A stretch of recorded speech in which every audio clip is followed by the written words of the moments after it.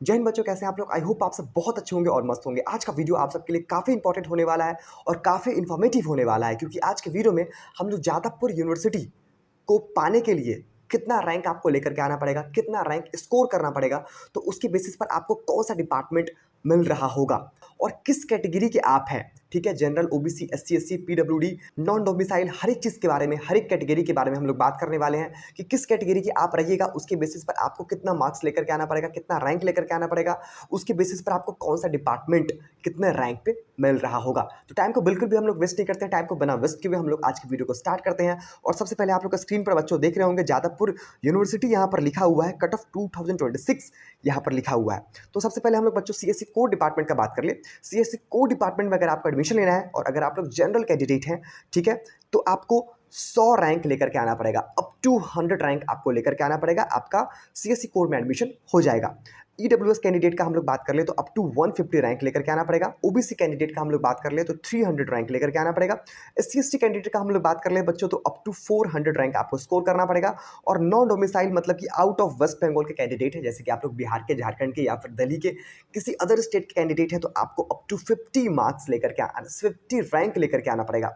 Out of 50 means की up to 50 rank अगर आपका आता है, 1 से 50 के बीच में अगर आपका रैंक आता है, तो आपको सीएससी कोर डिपार्टमेंट मिल रहा होगा अगर आप नॉन डोमिसाइल बच्चे हैं तो। उसके बाद हम लोग बच्चों आईटी और ईटीसीई डिपार्टमेंट का हम लोग बात कर ले।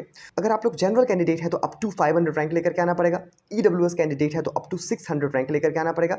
ओबीसी कैंडिडेट के लिए up to 700 rank, SC ST candidate के लिए अप टू 1000 रैंक आपको स्कोर करना पड़ेगा, तभी आपका आईटी और ईटीसीई में आपको एडमिशन हो पाएगा। नॉन डोमिसाइल कैंडिडेट के लिए बच्चों हम लोग बात कर ले तो अप टू 250 रैंक आपको स्कोर करना पड़ेगा, ठीक है, तभी आपको आईटी डिपार्टमेंट मिल पाएगा।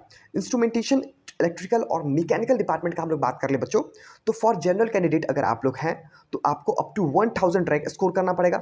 ईडब्ल्यूएस कैंडिडेट आए हैं तो आपको 1200 रैंक करना पड़ेगा। ओबीसी स्टूडेंट है तो आपको 2000 रैंक करना पड़ेगा। अप टू 2000 तक आपका रैंक आता है तो आपको इंस्ट्रूमेंटेशन, इलेक्ट्रिकल और मैकेनिकल डिपार्टमेंट मिल रहा होगा। अगर आप लोग एससी एसटी कैंडिडेट है तो अप टू 3500 रैंक करना पड़ेगा। नॉन डोमिसाइल बच्चे के लिए मात्र 600 तक आपका रैंक आता है। इसको हम लोग बच्चों हल्का सा स्क्रॉल कर लेते हैं और यहाँ पर देखते हैं मैकेनिकल पावर इंजीनियरिंग डिपार्टमेंट पाने के लिए आपको कितना रैंक स्कोर करना पड़ेगा। फॉर जनरल बच्चों के लिए अप टू 2000 स्कोर करना पड़ेगा। ईडब्ल्यूएस कैंडिडेट के लिए अप टू 2500 रैंक लेकर के आना पड़ेगा। ओबीसी कैंडिडेट के लिए अप टू 3500 रैंक लेकर के आना पड़ेगा। और एससी एसटी कैंडिडेट के लिए आपको अप टू 5000 रैंक स्कोर करना पड़ेगा, तभी आपको केमिकल पावर इंजीनियरिंग जादवपुर के अंदर में आपको मिल रहा होगा। फॉर नॉन डोमिसाइल बच्चों का तो कुछ ज़्यादा ही हालत ख़राब है। नॉन डोमिसाइल बच्चे हैं अगर आप लोग, और अगर आपको केमिकल और पावर इंजीनियरिंग डिपार्टमेंट चाहिए तो आपको अप टू 1300 तक रैंक करना पड़ेगा। 1300 से ज़्यादा रैंक आता है तो आपको जादवपुर में ये डिपार्टमेंट नहीं मिल पाएगा, और इसके अंदर रैंक आता है तो आपको ये डिपार्टमेंट मिल जाएगा। कंस्ट्रक्शन इंजीनियरिंग का बात कर ले तो बच्चों ये है आपका एलिजिबिलिटी, ठीक है, इतना आपको रैंक करना पड़ेगा। फॉर जनरल बच्चों के लिए अप टू 4000, ईडब्ल्यूएस के लिए 5000 रैंक करना पड़ेगा, ओबीसी के लिए अप टू 6000 रैंक करना पड़ेगा, एससी एसटी कैंडिडेट के लिए अप टू 10000 आपको रैंक करना पड़ेगा। और नॉन डोमिसाइल बच्चों का यहाँ भी हालत खराब है। नॉन डोमिसाइल बच्चे आप लोग हैं और आपको कंस्ट्रक्शन में आपको एडमिशन लेना है, कंस्ट्रक्शन इंजीनियरिंग में, तो आपको अप टू 2000 रैंक करना पड़ेगा तो आपका एडमिशन हो पाएगा।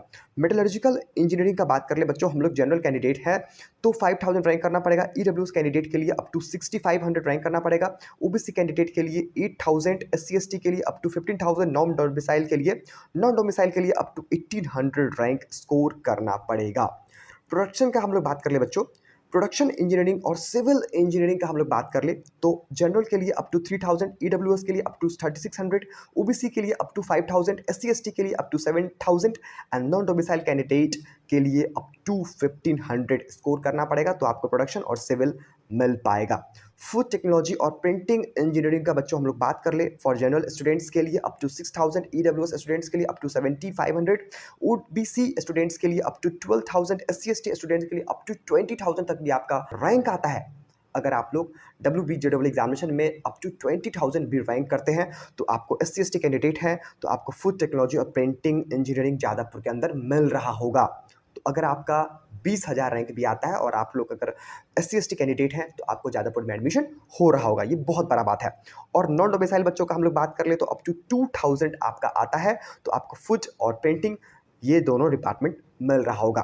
तो बच्चों आज का वीडियो आप लोग को कैसा लगा? अगर आज का वीडियो आपको इन्फॉर्मेटिव लगा हो तो प्लीज़ इस वीडियो को लाइक कर दें और हमारे यूट्यूब को सब्सक्राइब कर दें, क्योंकि हम लोग इस यूट्यूब पर सिर्फ और सिर्फ WBJEE जादवपुर और IEM-JEE रिलेटेड कंटेंट ही अपलोड करते हैं। इसके अलावा बच्चों अगर आपको कोई भी क्वेरी जानना है, किसी भी तरह का आपको कोई दिक्कत है, तो सिंपली आप लोग इस नंबर पे कॉल करके हम लोग से कभी भी क्वेरी कर सकते हैं। ठीक है, वेस्ट बंगाल के जितने भी प्राइवेट या गवर्नमेंट कॉलेजेस हैं उसमें भी आपको एडमिशन लेना है तो उसके थ्रू भी आप लोग इस नंबर पे कॉल करके हम लोग से क्वेरी पूछ सकते हैं। हम लोग आपका admission A to Z scenario आपको समझाने का कोशिश करेंगे और समझा देंगे। मिलते हैं नेक्स्ट वीडियो में, तब तक के लिए जय हिंद।